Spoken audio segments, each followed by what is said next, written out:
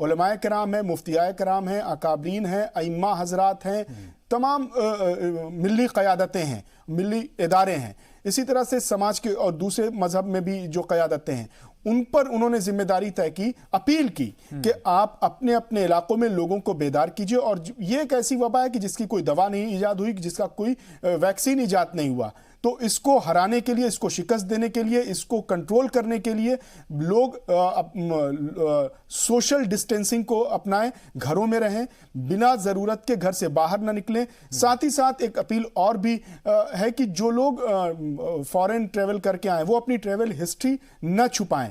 उनकी जिम्मेदारी होती है, उनकी समाजी जिम्मेदारी भी होती है, उनकी मुल्की जिम्मेदारी भी होती है और उनकी मजहबी जिम्मेदारी भी होती है कि जो लोग बाहर से सफ़र करके लौटे हैं इधर मार्च के महीने से अब तक में, उनको अपनी ट्रेवल हिस्ट्री को नहीं छुपाना चाहिए। अपने नजदीक के जो जिला इंतजामिया है, जिला अफसरान है, उनको मुत्तला करें, उनको इत्तला करें, ताकि उनको आइसोलेट किया जा सके, उनका चेकअप किया जा सके और फिर जो मेडिकल टीम जो क्वारंटीन करती है, अगर पॉजिटिव मिलते हैं तो, नहीं तो फिर उनको आज़ाद कर दिया जाएगा।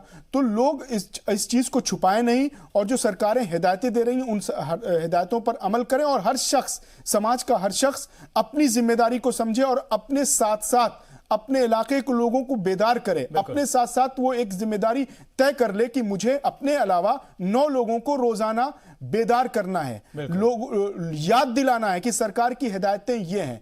तो वजीर आजम ने जो आज खिलाड़ियों के, अलग अलग खेल के खिलाड़ियों से जो बातचीत की, वजीर आजम लगातार इसको लेकर संजीदा हैं। और आप देखिए कि जब होली नहीं मनाने का फैसला किया था, उसके बाद से लेकर होली नहीं मनाएंगे, उसके बाद फिर जनता कर्फ्यू नाफिज किया, उसके बाद लॉकडाउन नाफिज किया। लॉकडाउन के बाद जब मन की बात की तो उन्होंने लॉकडाउन के दौरान जो 5 बजे जो लोग सड़कों पर निकल आए थे उस पर नाराजगी जाहिर की और साथ ही साथ लॉकडाउन में होने वाली परेशानियों से में आवाम से माफी मांगी कि जो लोग इससे मुतासिर हो रहे हैं, परेशान हो रहे हैं, मुझे माफ कर दे।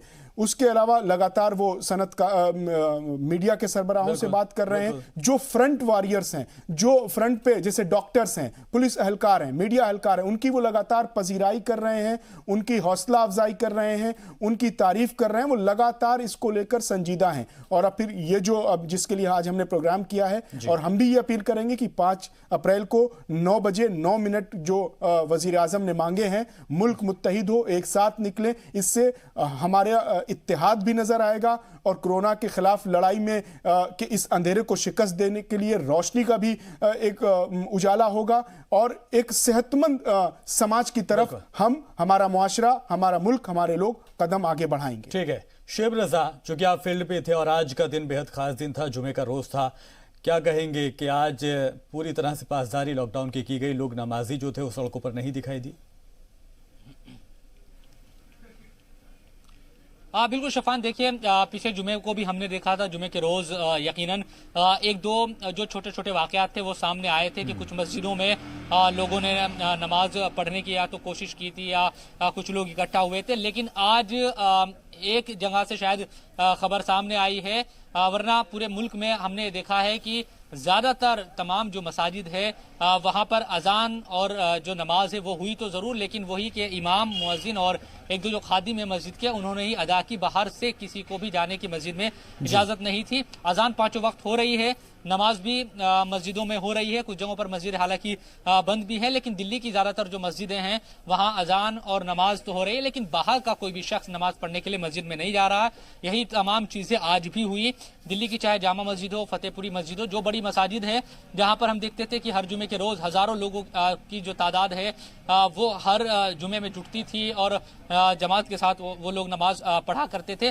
तो तमाम मस्जिद के जो दरवाजे हैं वो बंद है और ख़ास तौर पर क्योंकि जो दिल्ली जामा मस्जिद के इमाम है अहमद बुखारी साहब, उनसे हमारी आज भी बात हुई थी, तो वो इस बात को कहते नजर आए कि तब जब तक हुकूमती सतह पर यह ऐलान नहीं हो जाएगा कि अब तमाम जो मजहबी जगह है, मजहबी जो भी चाहे मस्जिद हो या तमाम जो दूसरे मजहबों के इबादत गाहें हैं वो खोल नहीं दिए जाते, वहाँ लोगों के आने की इजाज़त ना हो, तब तक वो नहीं खोलने वाले। और पूरी तरह से हुकूमत के इस फैसले पर अमल किया जा रहा है और लोग खुद भी बेदार है कई जगहों पर ये शिकायतें जरूर आई कि कुछ जगहों पर, नोएडा से इस तरह से तस्वीर आई थी कि छत पर कुछ लोग इकट्ठा होकर नमाज पढ़ने की कोशिश कर रहे थे, पुलिस ने वहां भी मुकदमा दर्ज किया।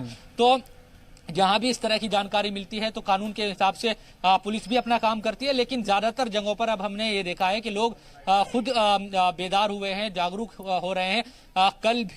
कल शाम ही और आज सुबह सुबह भी कई जो बड़े मजहबी रहनुमा है मुसलमानों के, उन्होंने बाकायदा अपीलें जारी की कि बिल्कुल भी मस्जिद की तरफ ना जाए जब तक सरकार खुद ये नहीं कहती कि अब इबादत गांव में जाने का क्योंकि पाबंदी है उसको खत्म कर दिया गया है। तो यकीनन उन तमाम चीजों पर लोग अमल करते नजर आ रहे हैं और ये बहुत अच्छी बात है। शफान, ठीक है। इम्तियाज साहब, मैं आपके पास आना चाहूँगा। हमने ये देखा कि जैसे ही कोरोना की वबा ने दुनिया भर में अपनी महामारी, जब से WHO ने उसको महामारी घोषित किया, उसके बाद लोगों ने अपने अपने तरीके से, सभी ममालिक ने अपने अपने तरीके से उसके ऊपर कंट्रोल करने की कोशिश की। और ऐसे में हम देखते हैं कि प्राइम मिनिस्टर नरेंद्र मोदी आते हैं, एक दिन जनता कर्फ्यू की बात करते हैं और उसके बाद वो कहते हैं कि लॉकडाउन रहेगा। तो कह सकते हैं जिस तरह से हिंदुस्तान की आबादी है, दूसरे नंबर पर हम लोग आते हैं, उसके मुताबिक लॉकडाउन का जो फैसला था वो बिल्कुल सही वक्त पर लिया गया और इसी वजह से जो आंकड़े हैं, आदोदोशुमार है, उनमें बढ़ोतरी नहीं हुई। देखिए, लॉकडाउन का फैसला हुकूमत का सही है, लेकिन अगर आप मेडिकली इसको देखेंगे तो लॉकडाउन सिर्फ 30% सपोर्ट कर सकता है बस। लॉकडाउन से सबसे इंपॉर्टेंट यह है कि इस वबा के लिए दवा का कोई इंतजाम अब तक नहीं हुआ है। ये बहुत फिक्र की बात है। लॉकडाउन ये अच्छी चीज है, कम से कम 30% जो सोशल डिस्टेंस बनाने से 30% जो बीमारी और बढ़ती वो घटी है, लेकिन इस बीमारी पे दवा की असल अहम जरूरत है। दूसरी सबसे अहम जरूरत, मैं पिछली बार भी आपके चैनल से बोला था कि हर जिला के एक हॉस्पिटल को कम से कम आप जो लैब टेस्ट के लिए जांच की सहूलत दे, हर जिला के एक हॉस्पिटल को कम से कम। जिससे क्या होगा कि बेसिक लेवल पे लोग जो डरे हुए हैं, सहमे हुए हैं, खौफ में हैं, उस खौफ को खत्म करने के लिए अगर प्राइमरी स्टेज में उसका ट्रीटमेंट हो जाता है, उसकी जांच प्राइमरी स्टेज में हो जाती है, तो लोग खौफ में नहीं पैदा होंगे। अगर उसको बुखार लगती है तो वो सीधा जाके जाएंगे उस सेंटर पे कि मेरा जांच किया जाए। अगर उस जांच के बाद उसका नेगेटिव होता है तो उससे दूसरों में एक ये बढ़ता है कि नहीं, अगर जांच प्राइमरी स्टेज में हो जाता है तो उससे फायदा भी हुकूमत को है कि अगर प्राइमरी स्टेज में कोई डिटेक्ट हो जाता है तो वो सीधा जहां हमारे क्वारंटाइन सेंटर्स हैं उस क्वारंटाइन सेंटर पे भेज दिया जाएगा। वहां पे जो पॉजिटिव केसेस के इलाज हैं उसके इलाज के लिए वहां भेज दिया जाएगा। तो ये बहुत अच्छा फैसला हुकूमत का, इससे मैं इनकार नहीं करूंगा। लेकिन कुछ बेसिक चीजों का जो सजेशन मैंने दिया वो सजेशन को हुकूमत को करना चाहिए। जी। और मोहम्मद इम्तियाज साहब, एक सवाल और है मेरा। मैं ये देख रहा हूँ कि जो लोग हैं आजकल, जिनको मान लीजिए अगर नॉर्मल जुकाम हो जाता है या हल्की फुल्की खांसी होती है तो लोग उसका इलाज कराने से गुरेज करते हुए दिखाई दे रहे हैं। लोगों के अंदर खौफ है, लोग डर रहे हैं, उन्हें लग रहा है कि कहीं उन लोगों को क्वारंटाइन कर दिया जाएगा, उनको कहीं आइसोलेट कर दिया जाएगा। तो एक तरह का डर भी लोगों में देखा जा रहा है। देखिए, ये सच्चाई है कि डर खौफ है, ये सच्चाई है कि लोगों में इस किस्म का खौफ है। लेकिन लोग मैं एक बात और बताऊं कि जो छोटे छोटे क्लिनिक्स चल रहे थे, जो नजला जुकाम की वजह से लोग चले जाते थे और इलाज करा लेते थे, वो लोग इलाज करने से भी मना कर रहे हैं। बड़े बड़े अस्पताल जो हैं, उस अस्पताल में भी, जैसे मैं आपको एग्जांपल अपने ही हॉस्पिटल का दे रहा हूं कि हमारे तमाम हॉस्पिटलों में अननेसेसरी एक्सपेंसेस बढ़ गए। उसकी वजह एक जो पीपीई किट 200 रुपए कॉस्ट, 300 रुपए कॉस्ट थी, आज वो पीपीई किट 1600-1700 में ब्लैक से खरीदना पड़ रहा है। हुकूमत से मैंने अपील की है, तमाम डिस्ट्रिक्ट हॉस्पिटल जो हॉस्पिटल को रजिस्ट्रेशन देता है उन लोगों से हमने बात की, वो लोग भी बिल्कुल असमर्थ हैं। वो लोग कह रहे हैं कि हम लोगों के पास खुद नहीं है तो हम लोग कहां से दे पाए। तो हमारे यहाँ भी डॉक्टर, जो बड़ा अस्पताल है वहां भी doctor, nursing staff, sweeper, cleaner, ये लोग खौफजदा हैं। तो पेशेंट तो है ही परेशान, स्टाफ, डॉक्टर, नर्सिंग स्टाफ भी परेशान है। तो खौफ, उसमें क्या होता है कि लोगों को ये डर लगता है कि क्वारंटाइन में हम चले जाएंगे तो वहां पे बहुत दिन मुझे रहना पड़ेगा। फिर ये कि आपको पता है कि एक सोशल डिस्टेंस भी है। अगर किसी को पता चल जाता है कि फैमिली में एक आदमी को है तो पूरा मोहल्ला लगता है कि उसको, जिस तरीके से पहले टीबी की बीमारी होती थी, लोग कहते थे कि इससे दूर रहो, ऐसे हालात से भी लोग डरे हुए हैं। लेकिन लोगों को डरना नहीं चाहिए। उन तमाम लोगों से मैं अपील करूंगा कि परेशानी में आप आगे आए। अगर आपको कोई परेशानी है, हुकूमत को भी सैल्यूट करूंगा मैं कि हुकूमत बहुत ही अच्छे इंतजामात जितना अपनी बिसात है वो कर रही है। अगर एक सस्पेक्टेड केसेस फील होता है और अगर उसको इंफॉर्मेशन मिलती है तो विद इन अ मिनट वहां से एम्बुलेंस उसके लिए आ जाती है और उसको क्वारंटाइन करके अगर वो निगेटिव पाया जाता है तो उसको उसी वक्त भेज दिया जाता है। हुकूमत के अच्छे कारकर्दगी है। अब रही बात की जो 5 तारीख वाली बात है, मैं उस पर कुछ बोलना चाहूंगा कि 5 तारीख को वजीर आजम ने कहा कि आप चिराग जलाएं, रोशनी दिखाएं।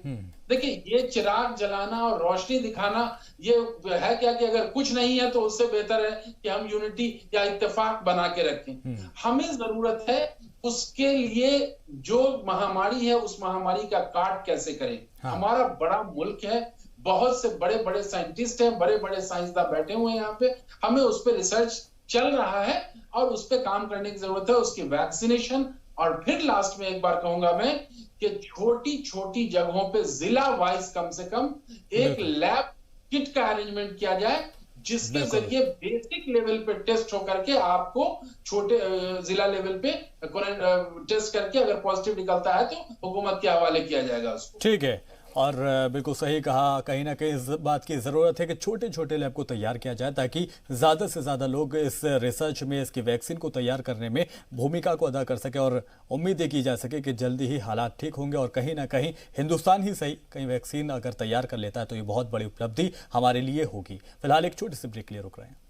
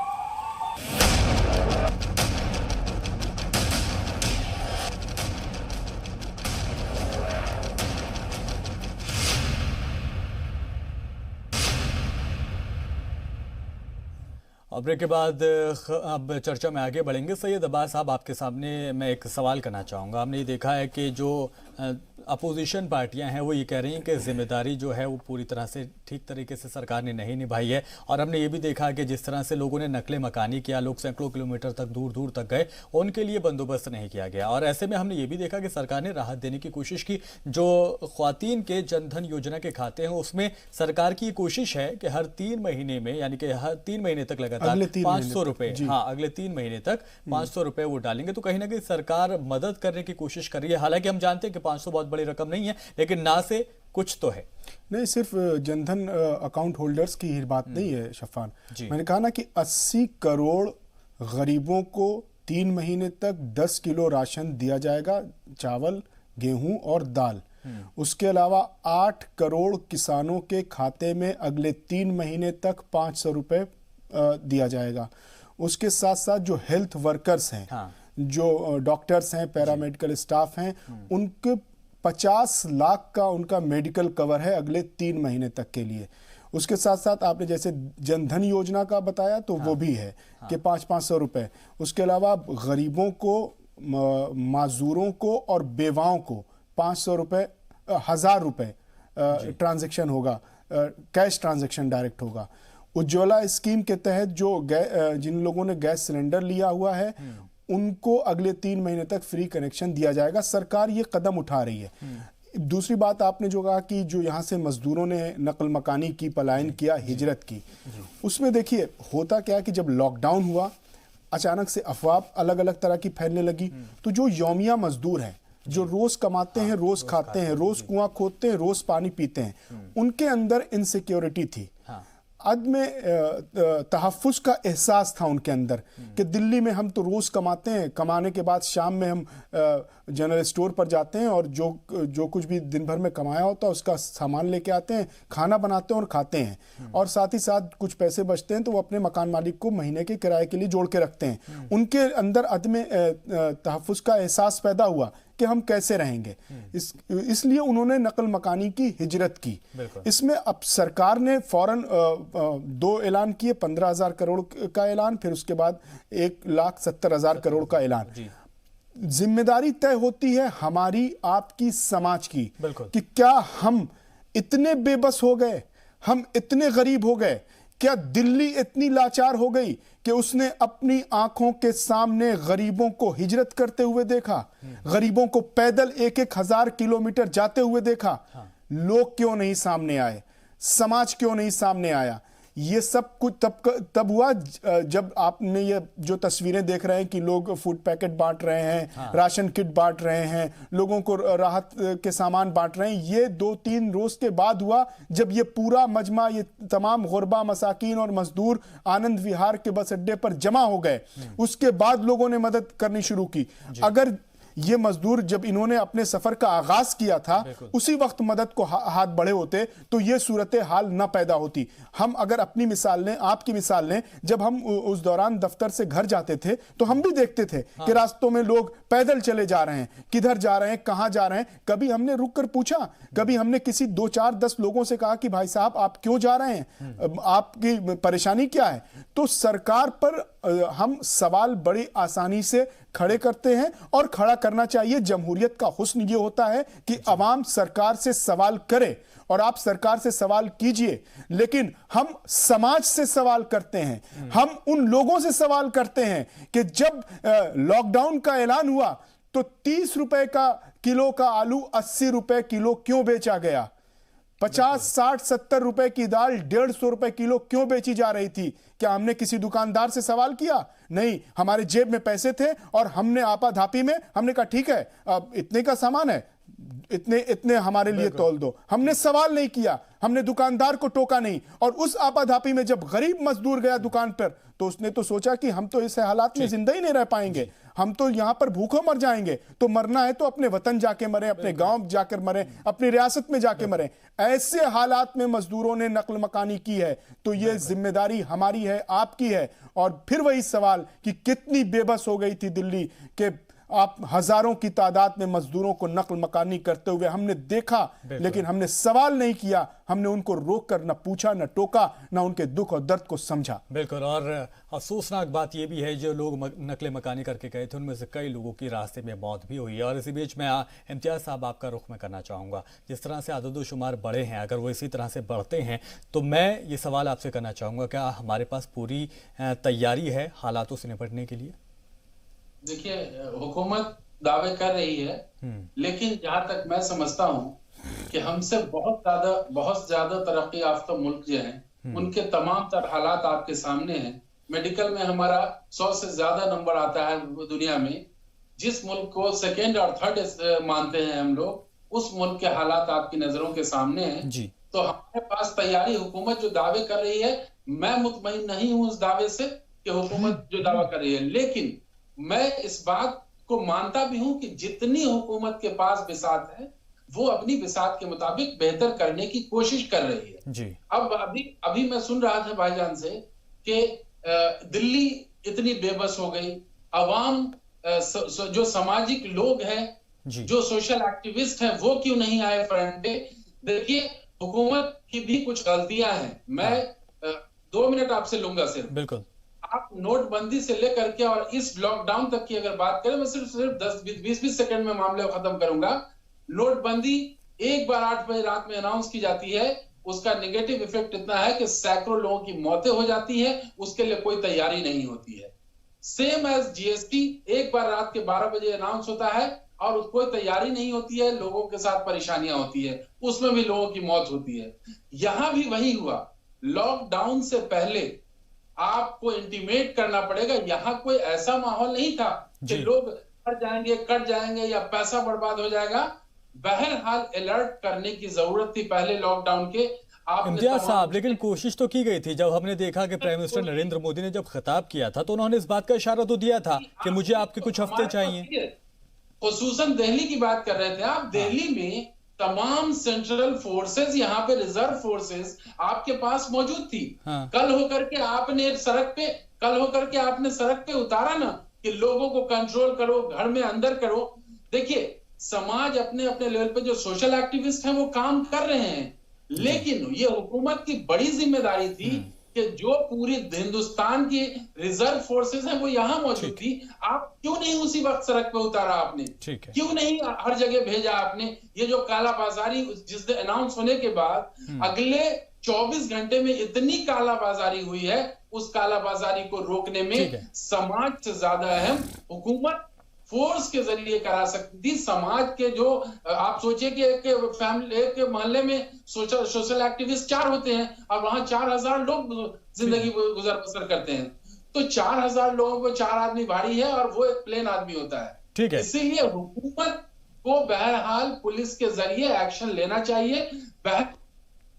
ठीक है, इस बीच मैं रुख करना चाहूंगा शुएब रजा का। शुएब रजा, आज ग्रुप ऑफ मिनिस्टर्स की मीटिंग हुई थी राजनाथ सिंह के घर पर, क्या कुछ निचोड़ उसका निकल कर आया? देखिए, कोशिशें सरकार की तरफ से जिस तरह से की जा रही है उसी को लेकर लगातार अलग अलग जो मिनिस्टर है वो भी ये कोशिश कर रहे हैं सरकार की तरफ से जो भी दिशा निर्देश है उनको फॉलो किया जाए और जमीन पर उनका असर दिखाई दे। हालांकि कई तरह की जिस तरह से चाहे अपोजिशन हो या तमाम तरह की जो बातें की जा रही है वो आरोप प्रत्यारोप लगाने का शायद ये वक्त नहीं है, लेकिन ये सुझाव क्या हो सकते हैं अपोजिशन की तरफ से भी कि इस महामारी को रोकने के लिए जमीन पर असर किस तरह से लोगों के बीच हो कि वो अपनी जिम्मेदारी को समझे। तमाम तरह की किसी भी तरह की दिक्कत जो हुकूमती सतह पर है, चाहे वो राशन की हो या दूसरी जो भी जरूरत का सामान है रोजमर्रा की जिंदगी जीने के लिए, उसमें किसी तरह की दिक्कत ना हो, तो उन तमाम चीजों को लेकर कहीं ना कहीं सरकार या हुकूमत ये कोशिश कर रही है और वजीर आजम हो या दूसरे जो मिनिस्टर्स है उनकी तरफ से भी लगातार यही कोशिश की जा रही है जो कि किस तरह से जमीन पर असर हो रहा है इन तमाम कामों का। जहां भी दिक्कत है वह उस दिक्कत को, उस परेशानी को दूर किया जाए। इन्हीं तमाम चीजों के मद्देनजर तमाम जो मीटिंग है वो हो रही है। एक बड़ी बात यही है कि जो ये वक्त है, क्योंकि हेल्थ इमरजेंसी है, दुनिया के कई तमाम जो ज्यादातर जो ममालिक है वो इसकी चपेट में, महामारी की चपेट में, और हमारा देश भी इस महामारी की चपेट में है। तो ये वक्त यकीनन सिर्फ और सिर्फ एकजुटता दिखाकर इस महामारी से लड़ाई करने का है।